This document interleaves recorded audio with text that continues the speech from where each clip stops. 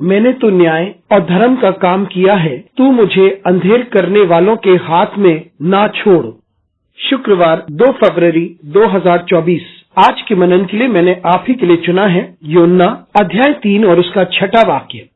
तब यह समाचार निनवे के राजा के कान में पहुंचा और उसने सिंहासन पर से उठ अपने राजकीय ओढ़ना उतार कर टाट ओढ़ लिया और राख पर बैठ गया।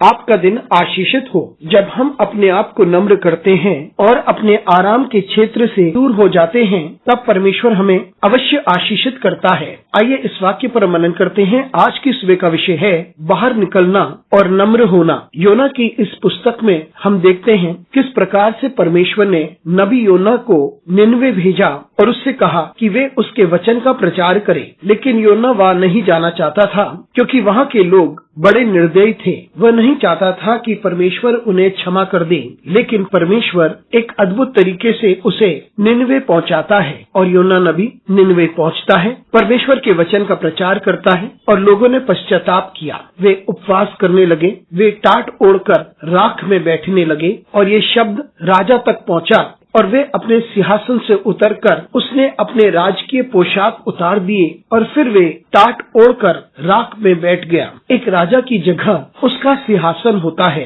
लेकिन यह राजा अपने सिंहासन को छोड़ने के लिए तैयार था। अपनी सामर्थ और प्रभुता को वे छोड़ने के लिए तैयार था। उसने अपने राजकीय पोशाक को भी उतार दिया, जो प्रभुता और ताकत की निशानी होती है। राजा परमेश्वर के सामने एक शुद्धिकरण करना चाहता था। मित्रों, बहुत बार ऐसा होता है जब हमें परमेश्वर की ओर से शब्द मिलता है, हमें चेतावनी मिलती है और उस वक्त ये महत्वपूर्ण है कि हम अपनी प्रभुता को छोड़ें, अपनी ताकत को छोड़ें और परमेश्वर के समीप आ जाएं और शून्य बन जाएं। जब हम प्रभु के सामने शून्य बन जाते हैं, तब परमेश्वर हमें अवश्य आशीषें देता है। वे हमें क्षमा करता है, वे हमें पुनर्स्थापित करता है और वही हमें बल देता है। तो इसलिए जब हम परमेश्वर के समीप आते हैं, तो हम अपने आप को नम्र करके परमेश्वर के समीप आ जाएं, न कि अपनी सामर्थ्य के द्वारा, अपनी ताकत के द्वारा और अपने पद के द्वारा, लेकिन हम शून्य बन जाएं, क्योंकि परमेश्वर ही सब कुछ है। वही सर्वशक्तिमान है और अद्भुत है। हम उसके समीप नम्र होकर आ जाएं और वह हमें उठाता है। अनुग्रहकारी परमेश्वर स्वर्गीय पिता,